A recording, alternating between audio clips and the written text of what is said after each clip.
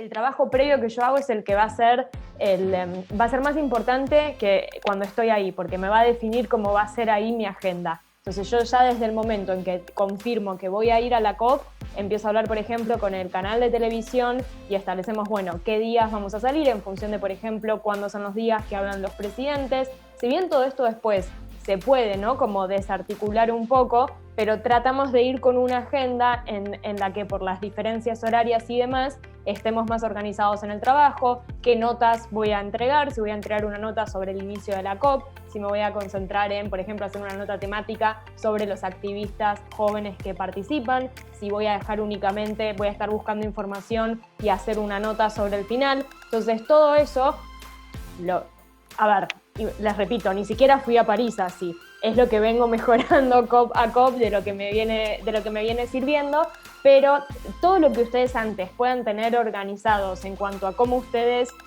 prepararse, va a hacer que ahí puedan ser más eficientes en cuanto a su trabajo y que también la puedan, ¿no?, disfrutar mucho. ¿Qué tendríamos que saber uno para seguir las negociaciones? Yo les hablo en mi caso concreto. Hace más de 6 años que me dedico y estudio temas de cambio climático. Y si tendría que mañana seguir las negociaciones de la COP, en la mayoría no las podría seguir, porque son temas muy específicos. Eso no significa que tenés que ser un iluminado para seguirlo, sino que tenés que prepararte antes. Y además también hay muchos temas en las negociaciones. No es que tenés que prepararte y ya sabés, podés seguir cualquier negociación. No, las negociaciones tienen múltiples temas, entonces también empezar a elegir, bueno, qué es lo que me gusta a mí, qué es lo que me interesa más seguir, porque no es que es un solo tema y vos ya preparándote vas a seguir. Hay miles de cuestiones, entonces también entender eso. A mí me gusta llegar temprano a la COP, debo decirlo. Me gusta estar ahí como ya desde temprano, porque siempre pasa algo desde temprano, es como que empezás a tener una mirada de si va a pasar algo, y por eso lo que hago mientras desayuno, como periodista, o sea, siempre veo las noticias tanto en mi país como en el país donde es la COP, y esto es porque para los que están en comunicación tienen que saber, creo que también aplica a las organizaciones, después ustedes van a decir, pero, ejemplo, si bien no coincido con la COP, pero el día que falleció Maradona, yo sabía, incluso me dijeron como hoy no sale, o sea, esperemos a mañana tu newsletter, ¿se entiende? O sea, porque pierde la atención, salvo que pase algo tan equiparable en cuanto a relevancia. Ustedes saben cómo se manejan a veces los medios, ¿no?, respecto de que hay que darle mayor importancia a un tema u otro, entonces yo necesito saber qué es lo que está pasando en mi país, o sea, en el país para el cual hago la cobertura, y qué es lo que pasa también en el país donde se hace la COP. ¿Y cómo es el proceso de incidencia? Bueno, principalmente, digamos, hablando con las mismas delegaciones de los países, ¿sí?, charlas de pasillo, o también se pueden coordinar reuniones bilaterales con delegaciones, preguntarles, hacerles preguntas, por qué tienen esta posición, por qué tal otra, digamos, cómo ven la situación de adentro, pasando información, ¿sí?, pasando la información a los países y también a prensa sobre todo, ¿no?, tratando de también armar campañas de comunicación cuando las cosas se ponen calientes, digamos, o cuando surge algún problema o una traba importante, ¿sí?, hacer como esa llegada a la prensa, diciendo tal o cual país, digamos, está trabando este tema o lo que sea. También los observadores podemos hacer lo que se llaman submissions, que son como documentos que se presentan por escrito ante la convención cuando nos queremos expresar por un tema en particular. También, digamos, hay otras, digamos, vías más que nada de campaña también que se manejan dentro de la COP, como hay manifestaciones también y esas cuestiones, pero son múltiples los procesos por los cuales se puede incidir. Yo lo veo como una participación, el hecho de estar ahí, cubrir y, digamos, e informar sobre lo que está pasando. Esa es una manera en la cual uno puede incidir, ¿no? Informar sobre qué países están trabando las negociaciones, sobre qué se dijo en los discursos o lo que no se dijo. Esa es una manera, a través de la participación como periodistas, de incidir justamente, ¿no?, en las negociaciones.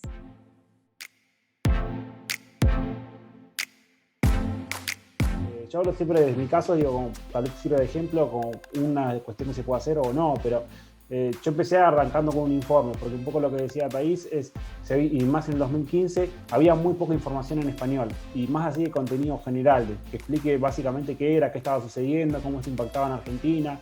Y ahí empecé a escribir un informe, después me junté con otras personas más y lo fuimos como agrandando el informe. Entonces, por un lado decir, bueno, generar un informe y contar la experiencia de lo que fue sucediendo en la COP de París. Después, bueno, lo llevamos un poco más y junto con unos compañeros armamos una fundación específica de cambio climático. No es que tienen que armar una fundación cada vez que vaya a una COP, pero lo tiro como ejemplo. Entonces digo, yo en lo personal sentí que estaban pasando un montón de cosas en el mundo y en Argentina llegabas y nadie hablaba de nada, y nadie hablaba nada de cambio climático en el 2015. Ahora, por suerte, se habla muchísimo más, pero decía, che, yo vi cosas increíbles, vi que se estaban matando por esto y llegabas acá y no salía o salía muy poca información, bueno, ya lo tiene más que claro, pero decía, no pasaba nada. Entonces, bueno, ¿cómo logramos impactar sobre esto? ¿Cómo podemos incidir? ¿Cómo lo podemos visibilizar? Ahora hay muchas más herramientas, desde lo tecnológico y también desde redes y organizaciones, entonces pensar un poco eso, ¿no? ¿Cómo podemos potenciarlo y seguir impactando en esta experiencia que tuvimos? Tienes que seguir trabajando y bueno, es la parte de justamente como digerir todo y comunicarlo, ¿no? Y bueno, no sé, algunas organizaciones, la nuestra, por ejemplo, nosotros escribimos una especie de reporte de lo que ocurrió, tratamos de comunicarlo, también, qué sé yo, también pueden haber o entrevistas o eso, digamos, instancias de distinto tipo, ¿no? De comunicación y divulgación de lo que pasó. Y bueno, y de ahí también es hacer un seguimiento de las cosas que quedaron pendientes y demás también con el gobierno, digamos, nacional, con sus gobiernos nacionales también, ¿no? Hacer como un seguimiento a lo largo del año, que está bueno eso también para seguir manteniendo presión o seguir, digamos, estando al tanto de cómo avanza la cosa, porque no es que solamente pasan cosas durante la COP, sí, o sea, hay como también otras cuestiones que van avanzando en el interín y bueno, hay otras instancias de negociación en el medio, pero bueno, digo, hay como muchas cuestiones que siguen, pero sí, principalmente es una instancia más de digerir y comunicar las cosas que fueron pasando.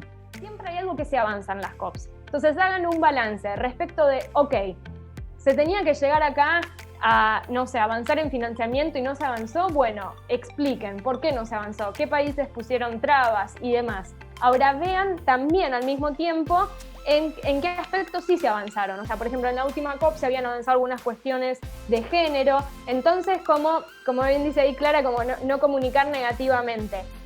Es mi consejo básico a la hora de hablar de cambio climático.